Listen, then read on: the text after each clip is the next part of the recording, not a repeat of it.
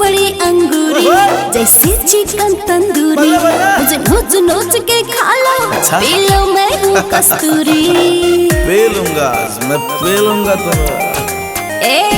मैं चीज बड़ी अंगूरी जैसे चिकन तंदूरी मुझे नोच नोच के खा लो पी लो मैं हूँ कस्तूरी। तो सुन मैथिली में हाँ गोरी तो हर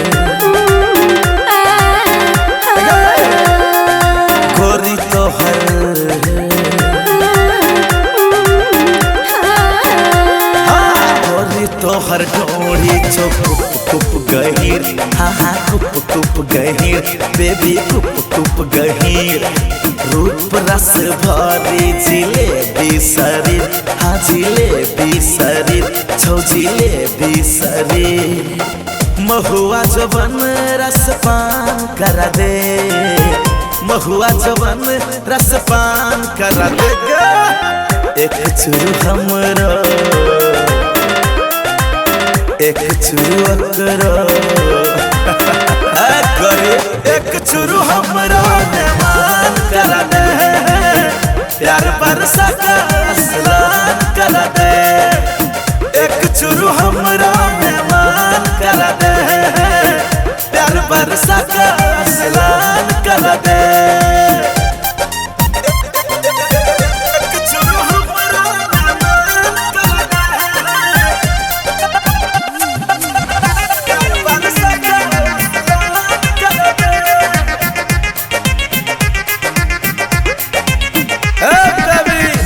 घर चाहत कर तिलौड़ी अचार के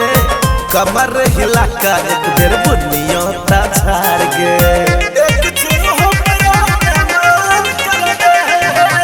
नून घर चाहत कर तिलौड़ी अचार के कमर हिला कर एक बेर बुनियों ताछार के रस रस खा ले तो करो नहीं हकार रे मेरा पेर चिखले आई सब परिकार रे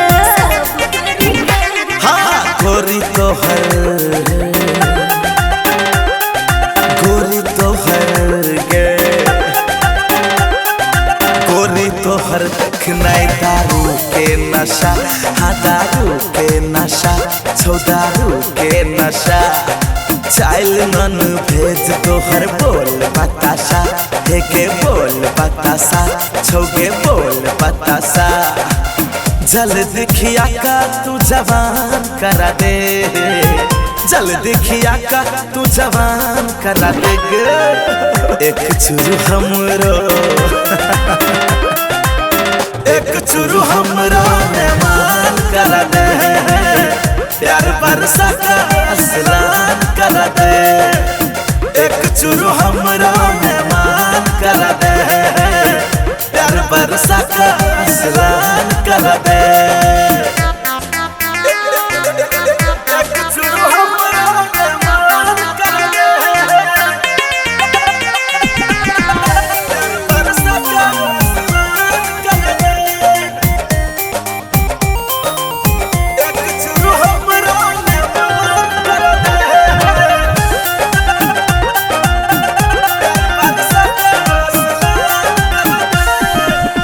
प्यार सफर इसका सब कुछ किए हो अच्छा हर सच टप कई जैसे हो पिएगो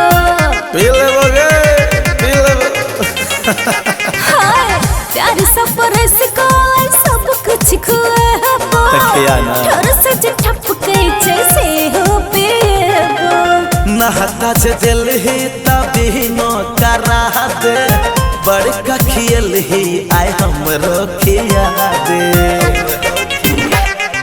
गोरी तो हर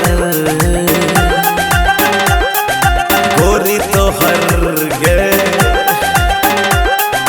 गोरी तो हर काल कचौरी लागे छौगे चोरी लागे छौका चोरी लागे छौ फूले रे चौपन पकौड़ी लागे छौ गे पकौड़ी लागे छौ पकौड़ी लागे छौ स्वाद तू अपन पहचान करा दे स्वाद तू अपन पहचान करा दे गे एक चुरू हमरो एक चुरू हमरा मेहमान करा दे प्यार बरसा का असलान करा दे